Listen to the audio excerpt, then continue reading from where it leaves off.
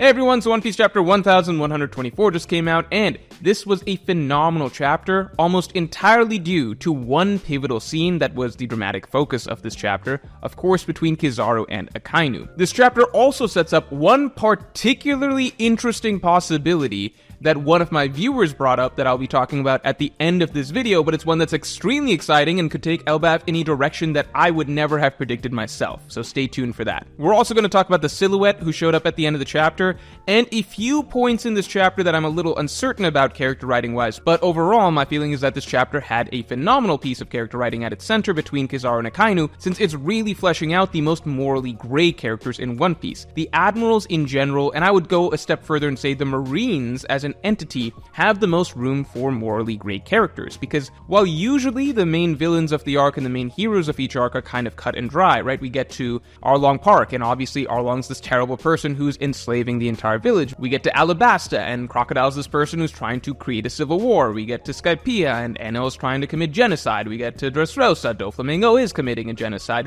Usually the villains are very, very just villainy, right? And the heroes of the island are the innocent citizens, or the dethroned proper king/ruler that needs to get their rightful justice, right? But the Marines are the most interesting because they play the story down the middle. While there are some Marines that are pure black and white, just plain bad, like Axan Morgan, for example, or many of the small fry Marines that we've run into early on in the series, the most important pivotal Marines, going from the Admirals, Akainu, Aokiji, Kizaru, to Sengoku or Smoker, these are the characters who are caught in the middle, in that the most important Marines, they tend to have joined because they have a strong sense of right and wrong and want to enact justice upon the world. The problem is that they're joining into a system that preaches a flawed sense of justice. So while they are in a system that asks them to do terrible things, the question that comes into play for each of the Marines is, what is their level of buy-in into this justice system versus how much they act on their own naturally empathetic feelings of right and wrong? And all of the most important Marines exist somewhere on this spectrum,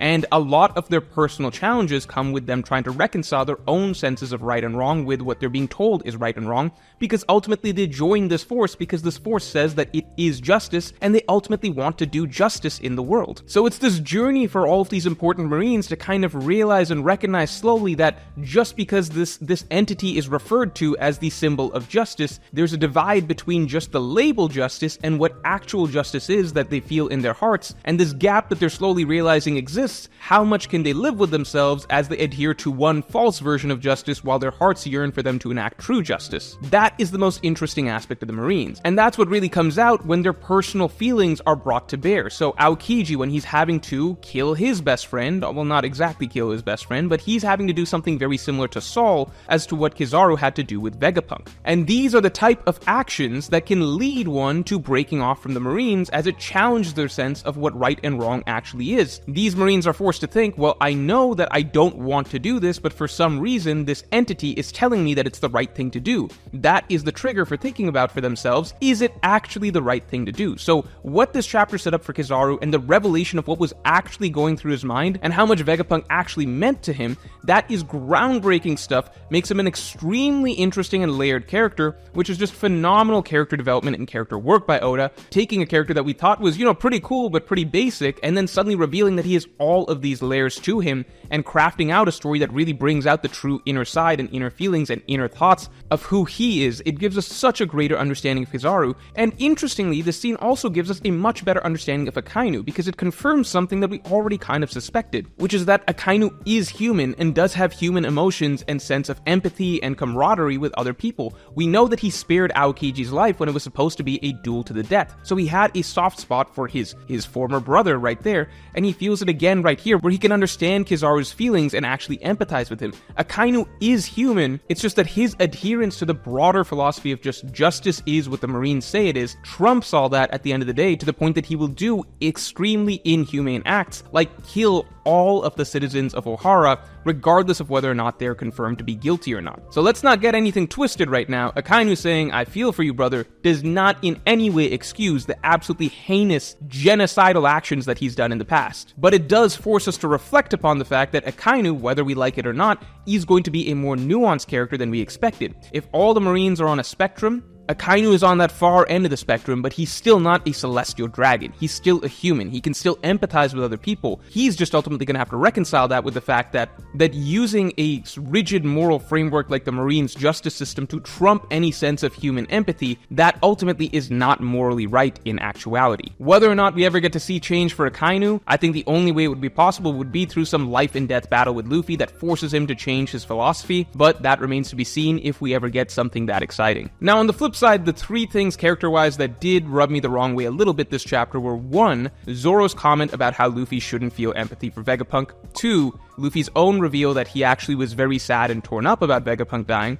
and 3, Lilith's reveal that all of the Vegapunks live inside of her. Now, I'm gonna address Luffy and Lilith first, actually, because I think these two fall into a gray area where I kinda wanna wait and see a little bit. My concern with Luffy revealing that he's very sad about Vegapunk is that, back when Pedro died, for example, that sort of energy had an immediate impact on Luffy that shifted his tone and his attitude, and added a sense of heaviness and real human emotion to all of his words and actions as he realized that he has to take responsibility for the ship, as he realized that he couldn't let Pedro's sacrifice go to waste, as he realized that he had to take it upon himself to take Katakuri out of the mirror world to make sure that nobody else died and fight to protect the rest of the Straw Hats. And that seriousness to Luffy really carried over to the intensity of his fight with Katakuri afterwards. All of that was really brilliant, powerful, emotional writing, spurred by the death of Pedro. Now, when Vegapunk died, Luffy was serious for a moment as he got angry at Kizaru and Saturn, but then quickly after that it went back to the usual Gear 5th, haha hee hee, everything's funny. And it was much more lighthearted. Now, at the time, I thought that's not a big deal because Luffy probably wasn't that emotionally connected to Vegapunk. But now, the post-fact reveal that Luffy was in fact emotionally connected to Vegapunk and was actually really torn up about Vegapunk's death,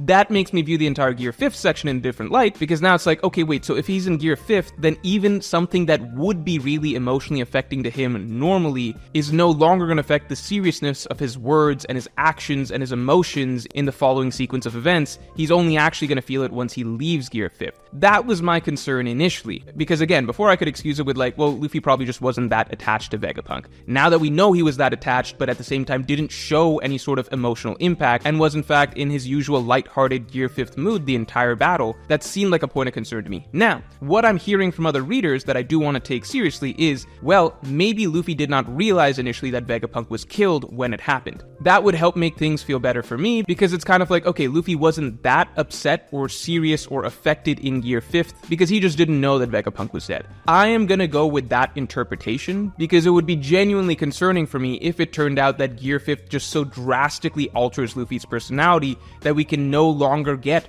really genuine, serious bouts of intense emotion, even following significant traumatic events. Because while I love the zaniness and creativity of Gear 5th, I prefer the dramatic writing that we can get for Luffy even more. So I hope that those two things can work together, and for the moment, I'm just gonna believe that Luffy did not know that Vegapunk was dead during the battle itself, and he's only so sad right now because he just found out that Vegapunk died. I think we will need more instances of Gear 5th being used to really understand whether or not that is the case. Now with Lilith, I'm not exactly upset that, Vegapunk did or didn't die, because it doesn't feel like this is Vegapunk himself, like the original Stella inside Lilith. It feels like this is something different, because, for example, York didn't die, but Lilith is now picking up on the same sort of mannerisms that was once left behind once York was created, right? Lilith is getting her desire, her greed back, right? Her hunger, those sort of traits. So it's not as though York's consciousness is now literally back in Lilith, but it's more so just what York represented is now back in Lilith. So I feel like all of the other satellite bodies, I feel like what they all represented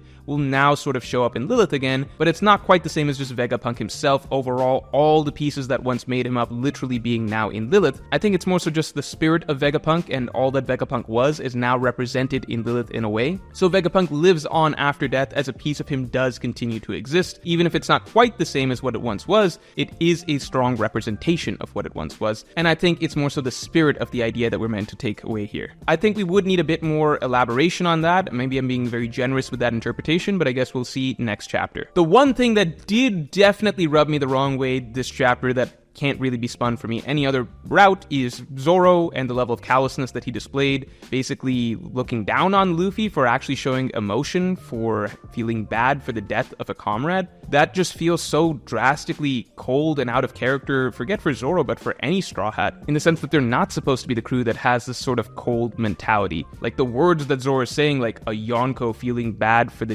death of a friend, that just feels so absurd coming out of his mouth. It feels like language that someone on the Beast Pirates might say or something like that. Like, oh my god, you're so weak for feeling emotions or sadness or connection. Whereas the Straw Hats, they're a crew that's built on feeling empathy for others, for making connections with others, for becoming the saviors of others, for understanding that the level of one's bond is not about the amount of time that's spent together. I mean, that's like a resonant quote from way earlier in One Piece even. And it's just downright hypocritical. I mean, look at how incensed Zoro was after Yasue's death, when Zoro barely knew Yasue any longer than Luffy knew Vegapunk. Yet for some reason it's okay for Zoro to be so emotionally moved and invested in the death of that random old man, but Luffy is not supposed to feel that way with Vegapunk? I mean, so much of the greatness that Luffy has done throughout the story, and so much of what Zoro has appreciated, is that Luffy will, for very little, become attached and want to fight for these other people that he comes along and meets. That seems like one of the most important traits in their captain, and what makes the Straw Hats know that this is the man that deserves to be Pirate King. It's just honestly bizarre, and it feels like a caricature of Zoro's dialogue. Like, there is a vast difference between Zoro saying something like, oh, you guys miss Vivi? Why are you missing Vivi? Get over it. That's one thing, but this is the death of a person that Luffy befriended on the island. It really doesn't feel like Zoro talking anymore. It feels like a Blackbeard Pirate member or a Beast Pirates member. But then again, I suppose in the effort to make all Zoro lines badass, as has been the case post-time skip, once in a while maybe things just go too far. Still, overall, I feel like the character writing that took the center stage this chapter between Kizaru and Akainu, that was phenomenal, and I guess that's what really matters at the end of the day, rather than offhand remarks by these characters, although I do feel like it is a worrying trend, and I would love to get some really good character writing for Zoro again, like he used to get very consistently pre-time skip. And beyond that, of course, we have the mysterious silhouette at the end of the chapter. I am going to echo what a lot of other people are echoing, which is that there was a mysterious individual, still yet to be named, who was having drinks with Crocus during the time skip. This silhouette seems remarkably similar to that individual, and the fact that that individual is yet to be shown makes it all the more likely that Oda has been saving someone particularly important and particularly mysterious for this arc specifically. I also believe that it is a former member of the Roger Pirates, possibly Scopper Gaban, but the hair color I remember from the guy that was drinking with Crocus seems very different, so it remains to be seen. And finally, I want to share an extremely interesting theory that one of my viewers put forward. This is from the Voice of the People, my top tier of patrons. VW22333 says, prediction, the Straw Hats will get separated on the way to Elbaf. Reasoning is that there's already been teased a big twist post-Egghead incident by the editor. Currently, the Straw Hats are on 2 separate ships, making the logistics perfect for a split-up. The Giants ship will make it to Elbaf, Robin needs to meet up with Saul, Usopp has the obvious connection to the Giants, and the next course of action for the Straw Hats is the man with the burn scar. Seemingly he has a connection to the final road poneglyph. The setup for the burn scar is that he sails on a black ship and creates whirlpools. This immediately implies that our first encounter with this character will be at sea and not on an island, because the setup likely needs to be paid off on first encounter. In addition to the Straw Hats being on separate ships, the whirlpool ability makes logistics for splitting up the Straw Hats perfect. Giant ship plus Sunny run into the black ship, whirlpool is created that splits the ship up, Giant ship continues to Elbaf while the Sunny is forced to engage the black ship or is forced into another direction. This situation could also provide the impetus for Usopp to grow a pair of balls after reaching Elbaf and go back out to sea to help his crewmates, lol, allowing him to become a brave warrior of the sea. This is maybe the best Voice of the People submission I've ever seen. It is a fully fleshed out theory where every line of reasoning makes perfect sense and also explains some of the interesting decisions Oda has done, such as why did we really need 2 ships to go to Elbaf? It felt like Oda kind of went out of his way to include the Giants here and add another ship rather than just have the Sunny travel to Elbaf. It was especially interesting because the Straw Hats already have a convenient exit route whenever they want with the coup de burst, but instead Oda used that actually for them to travel from their point on the island just to the other ship. So it just seemed really important to Oda that the Straw Hats are traveling with at least another ship in tow. And you are 100% right, the idea of a mysterious man with the burn mark who has the final road poneglyph, which we know is the other existing major plot line, and the idea that he creates whirlpools would create the perfect opportunity to split up the crew again. We know that Oda really likes splitting up the crew to manage the amount of characters that are involved. I mean, I was just talking about how Egghead had way too many characters and too many character running plot lines for its own good, when the real meaty ones actually didn't even involve the Straw Hats at all. It was Kuma, Bonnie, Vegapunk, Vegapunk, and so on. I definitely think that this theory is very, very possible, so thank you for that submission, and yeah, I'm interested to see what you guys have to say about that in the comments below. And with that, I promise you an Egghead Island analysis coming out next week, so stay tuned for that. And with that, I will catch you all next week.